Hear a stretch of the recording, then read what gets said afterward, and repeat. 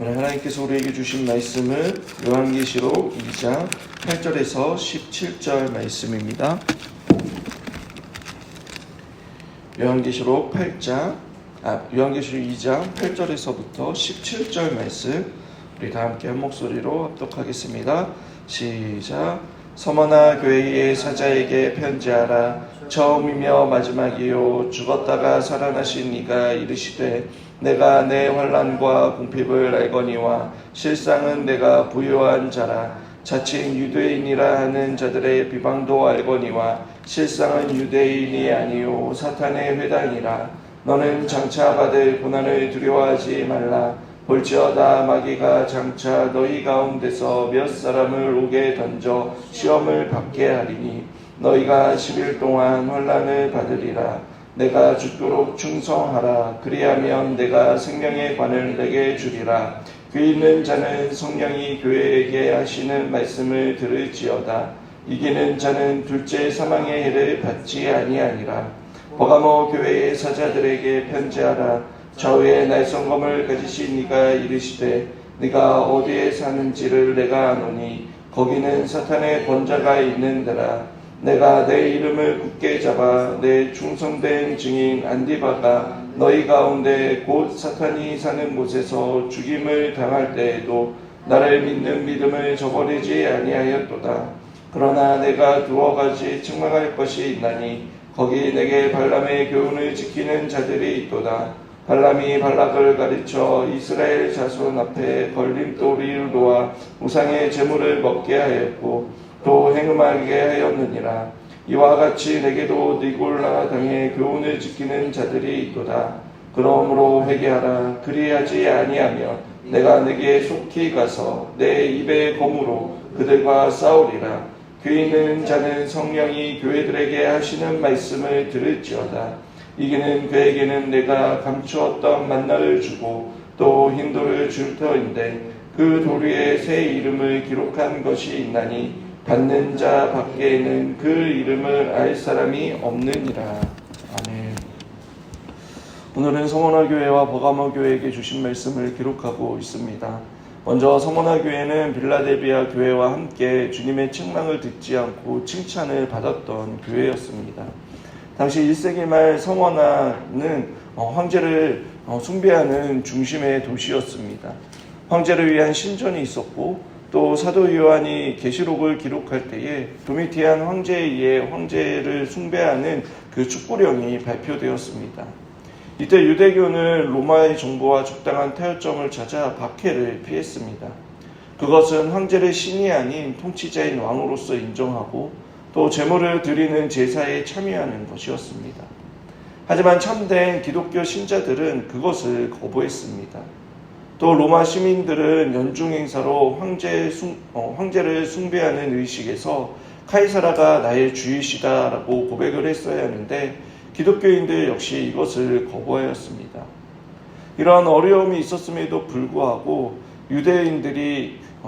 많은 유대인들이 그리스도인이 되자 위기의식을 느꼈던 유대인들은 로마 관리들에게 그리스도인들이 유대교와 다른 부류이며 또 로마가 추구하는 것과 황제 숭배를 거부하는 자들이라고 그리스도인들을 고소하기 시작했습니다.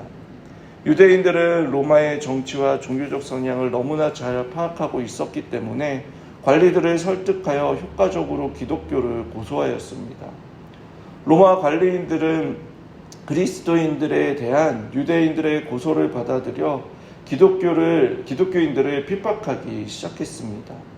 왜냐하면 오직 예수 그리스도만이 만왕의 왕이시오 만유의 주로 고백하고 예배하는 그리스도인들은 황제 숭배를 거부하는 이교도요 반역자였기 때문입니다.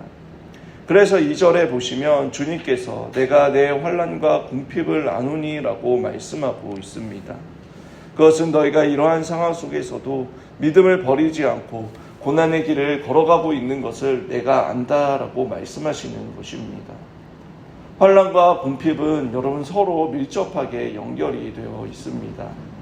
궁핍은 그들에게 환난을 가져다 줄 수밖에 없고 또 반대로 환난은 그들에게 궁핍을 가져다 줄 수밖에 없었습니다. 서머나 교회의 현실을 너무나 잘 말해주고 있는 단어입니다. 서머나는 황제를 숭배하는 도시로서 경제적으로 매우 풍요로운 도시였습니다. 그러나 서머나 교인들이 처해진 상황은 그것에 비해 너무나 초라했습니다. 왜냐하면 경제적 구조가 황제 숭배를 중심으로 이루어졌기 때문입니다. 황제 숭배와 관련된 일을 하지 않는다면 직업을 잃거나 가질 수도 없었고, 혹여나 자영업을 한다고 해도 기독교인이라는 것을 알려진다면 여러분 강탈을 당해도 법적으로 보호를 받을 수 없기에 가난해질 수밖에 없는 상황에 있었던 것입니다. 또 자칭 유대인이라 하는 자들의 비방도 받아야 했습니다. 여기에서의 비방은 하나님을 모독하는 발언이나 행동을 의미합니다.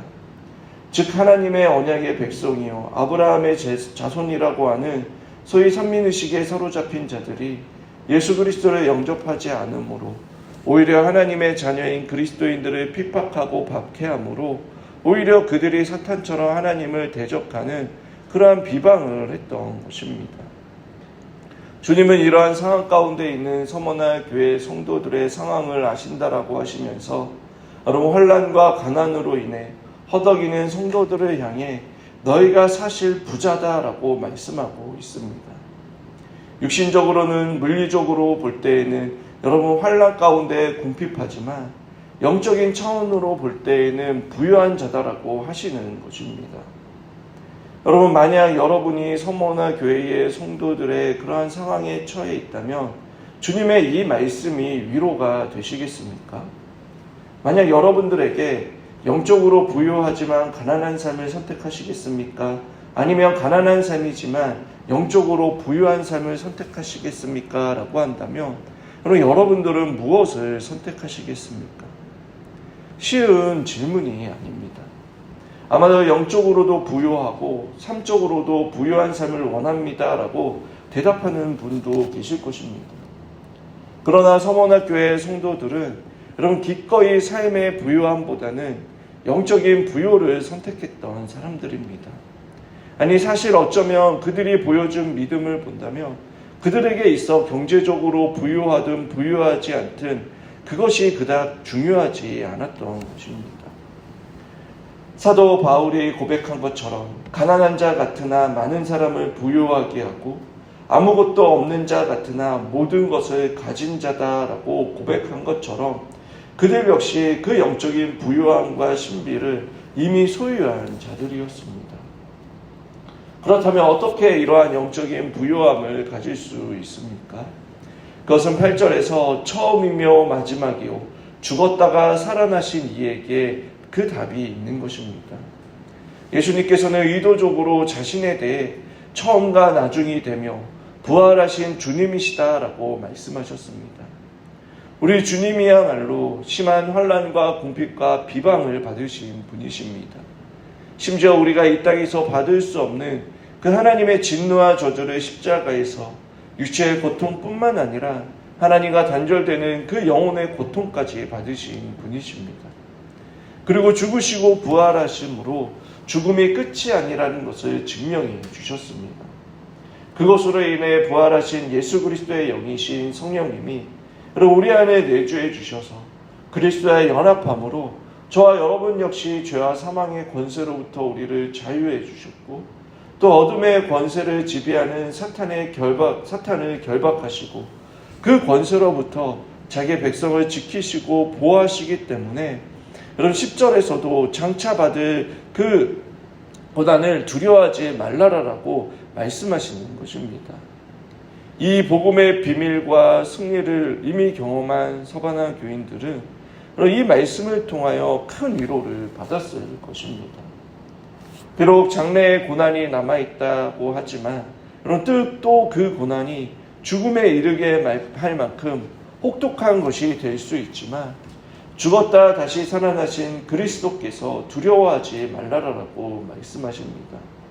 오히려 10절 하반절에 내가 죽도록 충성하라 그리하면 내가 생명의 관을 내게 주리라 라고 말씀하십니다. 두려워할 필요가 없을 뿐만 아니라 끝까지 신실하고 충성될 것을 요구하시는 것입니다.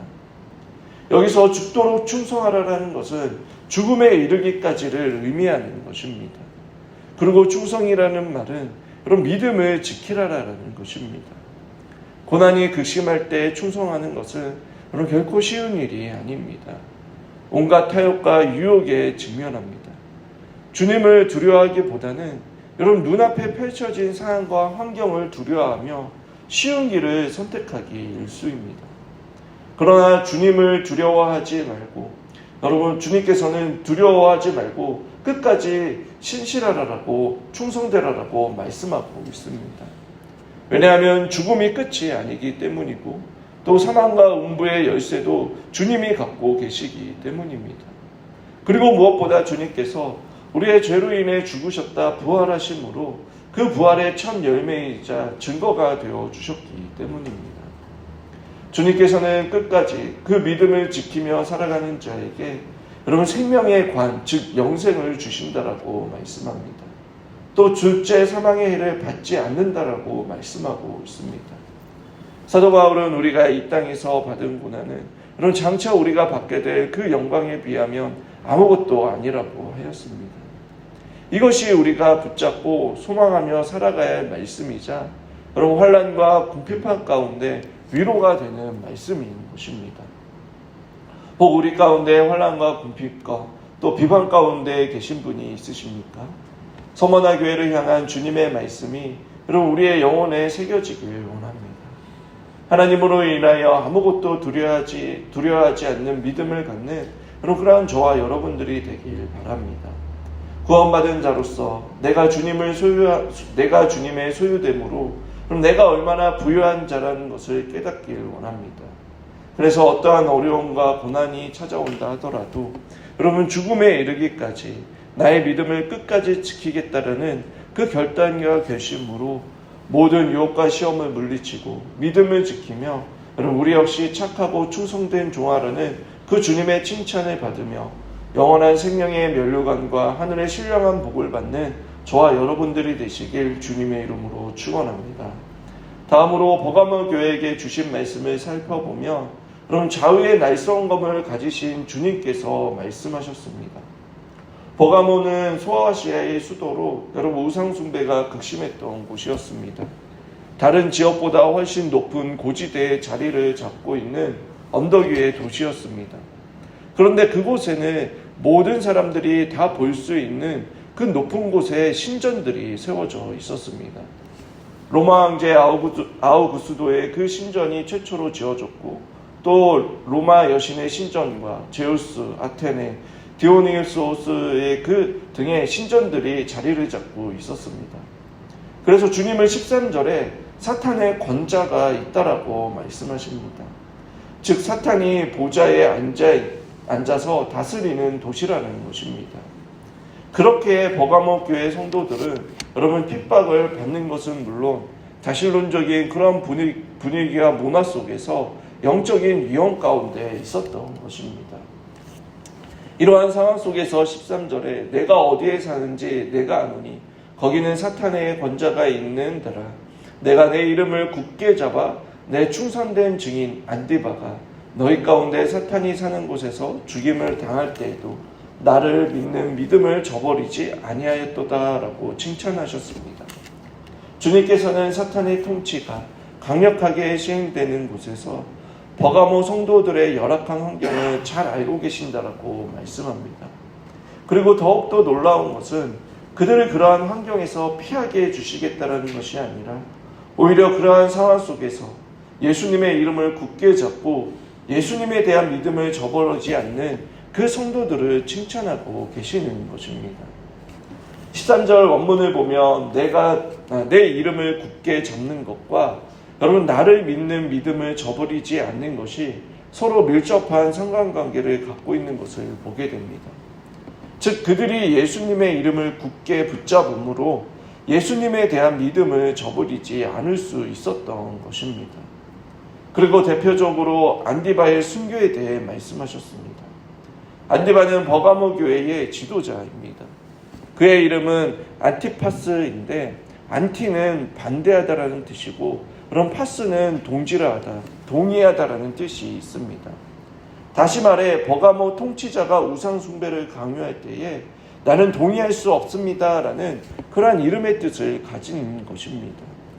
결국 안디바는 죽임을 당하였습니다. 그렇게 교회 지도자가 죽임을 당하며 여러분 성도들이 뿔뿔이 흩어지거나 배교의 현상들이 일어나야 하는데 13절 하반절에 보면 내 충성된 증인 안디바가 너희 가운데 곧 사탄이 사는 곳에서 죽임을 당할 때 나를 믿는 믿음을 저버리지 아니하였도다 라고 말씀하고 있습니다. 그들은 이미 죽음도 불사하는 세상에 감당하지 못한 그러한 믿음을 가진 자들이었습니다. 사탄의 권자 앞에서도 죽음을 두려워하지 않고 주님과 함께 싸울 수 있는 자들이었던 것입니다. 그러나 그들에게 죽음을 불사하는 믿음이 있다 하더라도 여러분 사탄은 끝까지 포기하지 않았습니다. 그들 안에 발람과 같은 니골라 당을 심어놓은 것입니다. 발람은 민수기 22장에 등장하는 점술가입니다. 하나님의 명령으로 인해 이스라엘을 저주하라는 그 모압 왕의 요청을 거절했지만 결국 모압 여인과 이스라엘 백성들의 혼합을 부추겨 음행을 하게 하였고 또 우상의 제물을 먹게 함으로 그 하나님의 칼의 심판을 받은 악한 사람이었습니다. 이 사건으로 인해 이스라엘 백성은 24,000명이 죽었습니다. 14절에도 이렇게 말씀합니다. 그러나 내가 두어 가지 책망할 것이 있나니 거기 내게 발람의 교훈을 지키는 자들이 있도다. 발람이 발람을 가르쳐 이스라엘 자손 앞에 걸림돌을 놓아 우상의 제물을 먹게 하였고 또 음행하게 하였느니라 라고 말씀합니다.